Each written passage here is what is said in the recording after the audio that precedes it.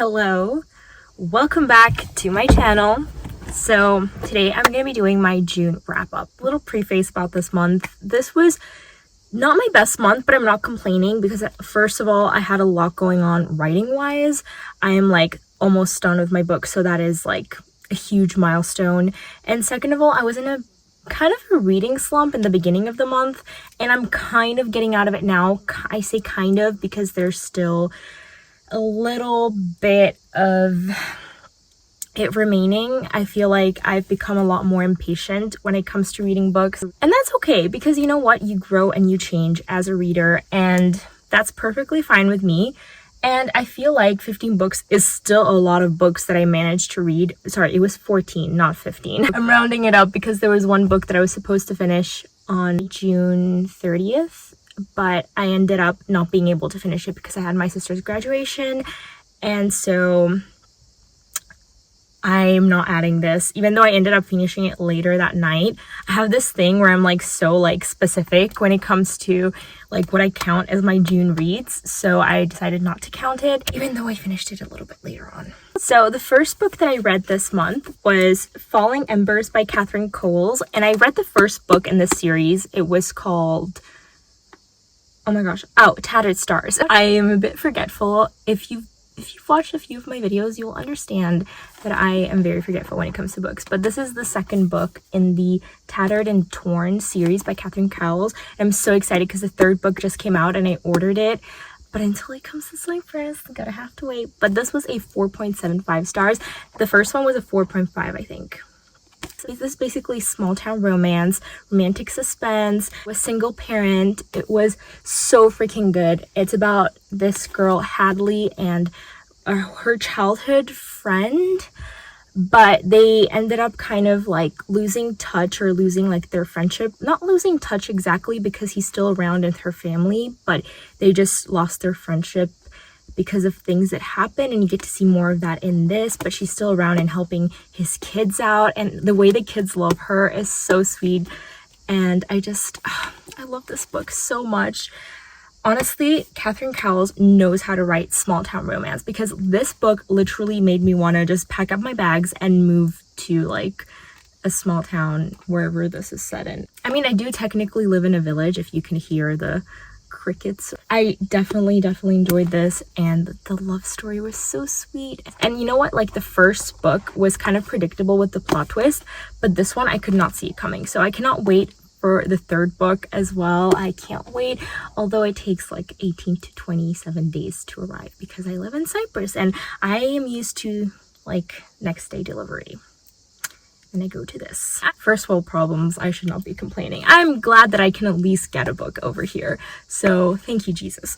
The next book that I finished was A Vow of Hate by Lila James, and I read this on my phone. It was so freaking good. Okay, like this book was addictive to read. It was kind of like one of those books that's kind of like, you know, like the main characters are being extra dramatic and exaggerated and a bit just unrealistic in some situations and a bit stupid in others, but it was like enjoyable just for the the angst and the tension and the like just overall progression of the story. So this book follows Killian and Juliana, and basically it's a marriage of convenience book with a darker edge to it. So if you're like a beginner into dark romance, I feel like this could be a step, because the hero is morally gray, but he's not like in the mafia or something or whatever, you know. Basically they're forced to marry, but there is a bit of an enemy situation because Juliana was in a car accident like 2 years before their marriage that basically killed her sister Gracelyn, and Gracelyn and Killian used to be lovers, so he's obviously very upset about this, and he's very pissed off at Juliana, and he wants nothing to do with her. In fact, he wants to make her life miserable, and that's his like goal and mission. And so thus proceeds a very dramatic, very angst-filled enemies to lovers relationship. I really enjoyed this. Like, I feel like this book got me out of a reading slump because I read it in an entire day, and I was like so excited after I read it. I was like, oh my goodness, I need to find another book like this ASAP. And I could not, which was sad. I gave this a 4.75 stars. The next book I read after was a little novella, which is A Vow of Forever, which is like a little epilogue addition to this. I gave this a 4 stars just because I love seeing the characters, but honestly speaking, I feel like this didn't deliver all the happiness that I wanted for it. Like, it was unnecessarily sad at points, and I was just like, I didn't want to see that. Like, I guess, like, good for her for writing a realistic epilogue, but when I'm reading an epilogue novella, I just want to see them happy. I don't want any sadness. Like, they've already been through enough sadness and angst in the first book. I want this to be like a catharsis for me, you know? I went through that, so I want like a bit of relief, and I kind of got that because it was kind of happy, but there were some really sad things that happened that I was a little bit triggered by. So check trigger warnings for this one. But yes, I generally thoroughly enjoyed these 2 books, and I will be looking into reading more by Lila James because seems really, really interesting. Next book I read was The Roughest Draft by Emily Wibberley and Austin Sigermund Broca. Now, this book was really sweet because it's written by a married couple. Like, get this. It's like the most meta thing ever because it's written by a married couple about 2 co-authors that used to co-write together, and then they broke up, kind of like their relationship, their partnership broke up, and then now they have to get back together to write a book because they had signed a contract for one, and so they're obligated to get together, sort out their issues, and just write it. And getting to see what happened as well was so freaking cool. But also because I watched an interview with the authors before kind of getting into this, I was so obsessed because I could notice little details that was from their own partnership and their own relationship, and it's kind of like they're writing a love letter to each other, which was like the sweetest thing ever if you think about it. 2 married people, like, they've written over 10 books together, I think, and they're literally just writing about each other in every single one of their books. That is like the sweetest real life stuff. Like, this only happens in fiction, so when I get to see like reality blend with it, it just makes me hopeful. I gave this a 4 star. I feel like at times it did drag a little bit. I enjoyed all the appreciation for the craft and writing, and everything. It was just so relatable because I am a writer, so everything they were talking about, I was like, I completely understand, although I could never co-write with anyone because of certain things that were mentioned here. I was like, I could never do that. So thank you for giving me a realistic glimpse of what it's like to do it. So now I can experience it through fiction because I never will in real life, probably. Definitely recommended, definitely really, really summery, and will give you all the bookish vibes. Next book I read, I was recommended in one of the comments. Basically, I had picked it up a while back, but DNF'd it because the beginning, the hero was so horrible to the heroine. And I was like, okay, I'm out. Like, I don't mind jerk heroes, but when they're like that mean in like the first page, I'm just like, I don't know. So I just kind of ditched it, but then one person recommended it in the comments, so I was like, okay, I need to go back and read it then if you guys recommend it. And I've seen it around a lot as well, so I went back and read it, and that is The Unwanted Wife by Natasha Anders. And I ended up really enjoying this and being really surprised by how much I enjoyed it. It's kind of like a marriage in trouble book, and I forgot to include it in my marriage in trouble books because I'm stupid. I loved the reconciliation, and then also understanding the hero's perspective, and then seeing him grovel. I love groveling.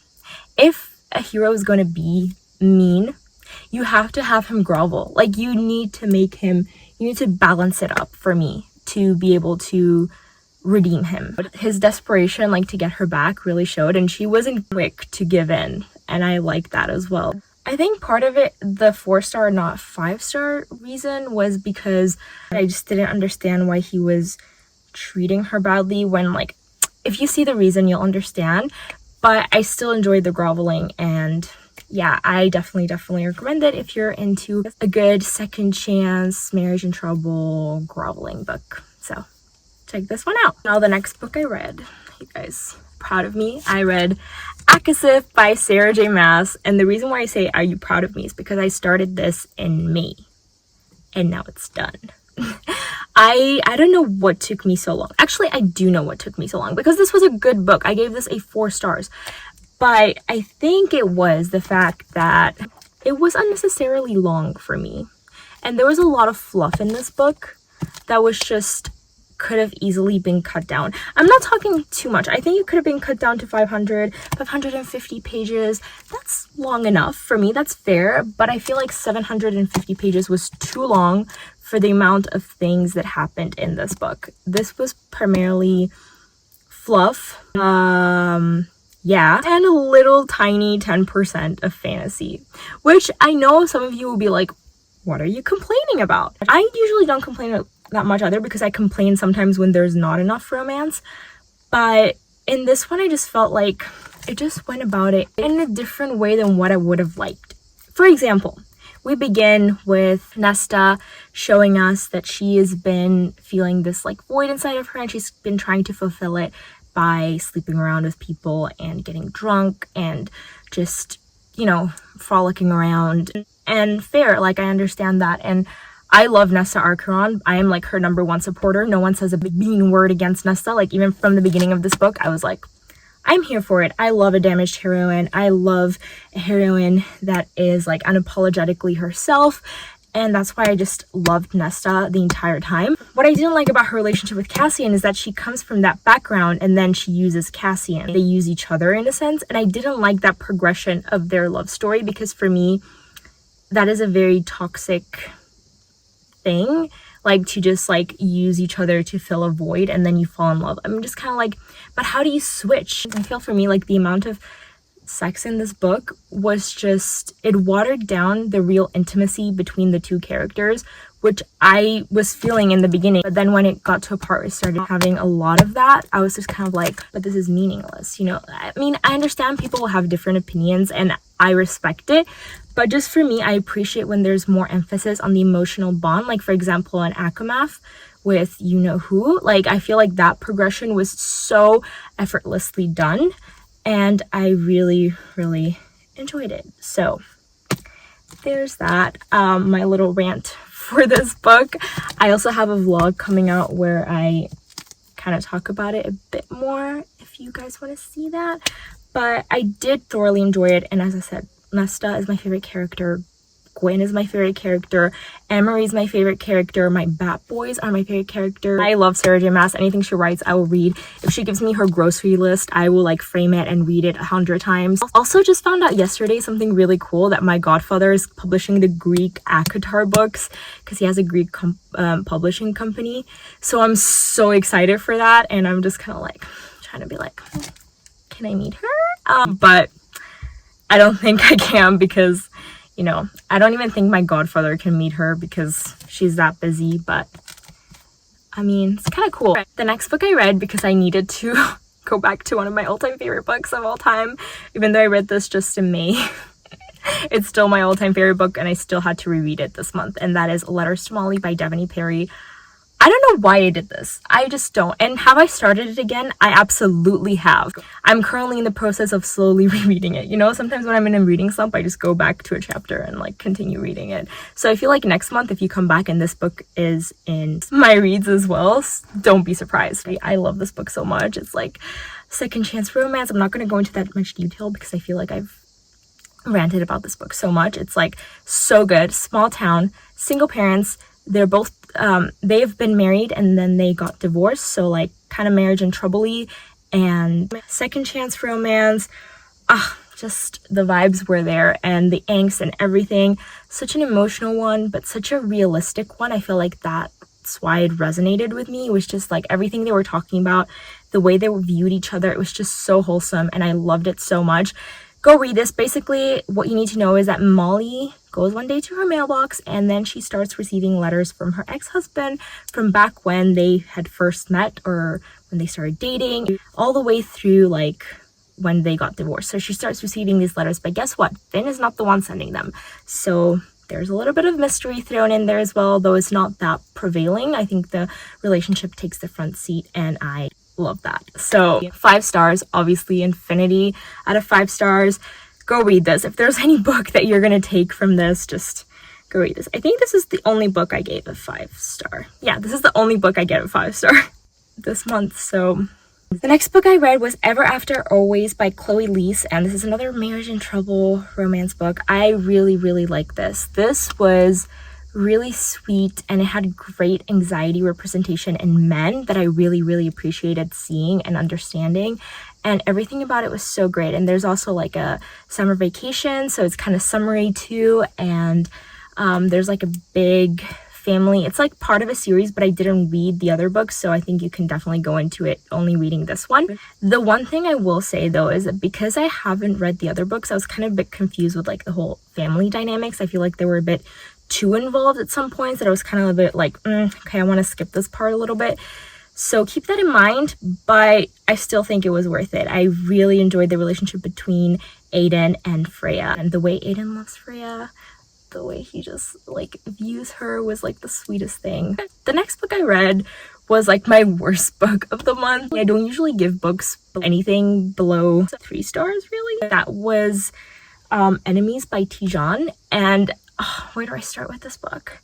This is basically like a best friends to enemies to lovers kind of thing, and I love that. I love those books. I love that trope. But with this one, it was just all over the place. Again, basically what I said about Akasif, about the whole like toxic use of sex to fill a void, I feel like that was highlighted, and that was never really brought up as a actual like concern at the end. I feel like it was just brushed off, and you need to at least address it, or at least kind of have a moment where it just, I don't know, feels different, like kind of like Akasif did. But this one just had none of that. And also on top of that, the main character was so annoying, and I hate saying that because I want to root for the main character. I don't want to be the girl that's like hating on the female protagonist, but I have to say it, she was just not it. She said some really mean things to the male character. Like she said, she lied about something. You never lie about something like that because you're not taking it seriously, and it's a matter that's very, it just triggered me, and it still makes me angry thinking about what she did just to hurt him. I'm still mad. So 2 stars for that book. Will not recommend ever. Yeah, it's a sports romance. Second chance. Didn't really feel the vibes, to be honest. So, and also I feel like every single traumatic thing that could have happened to a person was just grabbed. Like the author just took it all and then just sprinkled it over this book. It was like, let's make this as dramatic as possible, but also have it not being taken that seriously, you know? I don't hate when trauma is just sprinkled around without being addressed or anything. That's just the personal thing. So if you liked it, great. I'm sure there's a lot of books that I like that people will probably shame me for, but that's just my opinion. This book I picked up was A Curse So Dark and Lonely by Bridget Kemmer. This month was like my fantasy romance month. Really love the genre now, but it's also really, really hard to find good books in it, I feel like. And I think it's also because I'm writing in this genre. It's good that I'm reading more of them because then I just know what people expect, or what I expect, or what I want to like include in my book or improve in it. That's why I've kind of incorporated more of these in my recent reads. And this is basically a Beauty and the Beast retelling. There's a blend of like the real world and this other world called Emberfall, and basically this girl Harper gets sucked into this other world. She gets dragged there by this commander named Gray, and she ends up in Prince Ren's castle. And she ends up staying there because she needs to break this curse, you know, fall in love with him, yada yada yada. Now this book was a 3.75 stars. It was enjoyable enough. It was cute at times. However, there is an element of unrealisticness. Is that a word? We're making it a word. Because Ren has been like doing this, like collecting girls for years. Like he does not age. And so he's been bringing girls from like his world and from other worlds to kind of try and fall in love with him. And I don't understand why they don't. He's charming. He's polite. He's good looking. I'm like, what? Make it make sense. Make it make sense. Because he's not that horrible. Like, yeah, he talks about how he used to be really arrogant, but that was never shown to me whatsoever. It would have made more sense if there was a bit of an enemies to lovers progression in this, or if he had like this anger at his situation, at his curse, at his, you know, the state of his kingdom, and then that was the thing that pushed people away, that would have made sense. But he literally calls her my lady. He like goes after her and saves her from like several things. Okay, I need to wrap it up because I need to go to church. My mom's like, come on, gotta go. So yeah, I would have preferred if it was more of an enemies to lovers, more morally gray, I don't know, a bit of more complex characters, because I feel like they were a bit bland for me. The next book I read was Meet Me Halfway by Lila T. James. Love this book. I gave it 4 stars. Great debut. I don't know if this was her debut, but I feel like it was, at least from what I saw on Amazon. That's her. I think she also has a fantasy book though, so maybe it's not her debut, but it was her debut in contemporary romance. So I love this book. I gave it 4 stars just because the beginning was a bit slow to start with and it felt a bit disjointed at parts, but overall it was really great. I love the hero. I love the heroine. It was like single mother and like he was her neighbor. They didn't get along at first and then he became so protective and so possessive and just I love that trope. So I gave it 4 stars and I definitely recommend. I mean, there's not much to know, just that she moves into this new house and then there's like a neighbor next to her and things get started. That way they don't really like each other at first, but then there's like casual progression, and yeah, definitely enjoyed this one. So the next 3 books that I read were audiobooks, and I read The Summer Turned Pretty trilogy, and oh my gosh guys, I understand the hype now. It's getting hot in here, my brain is melting and I need to hurry up. I gave this series overall like a 4.5, I'd say. The first book was 4 stars, the second book was 4.25. I know it's like very specific. And then the third book was my favorite. I gave this a 4.75 stars. This book follows Belly and she goes to this like beach house kind of situation, and there she has like her 2 childhood friends, Conrad and Jeremiah, and it's like a bit of a love triangle, and I hate love triangles, but this book, oh my gosh, it made me jump ships left, right, and center. I can appreciate Miss Hand for that. I'm not usually a person that shifts opinions so much, but she made me do that, so I can appreciate that. I know this was very brief, but I really have to go, so I hope you guys enjoy it. Please give this a thumbs up. Let me know your highlights of this month and if you've read any of the books that I mentioned or if you want to read them. So I'll see you next time. Bye.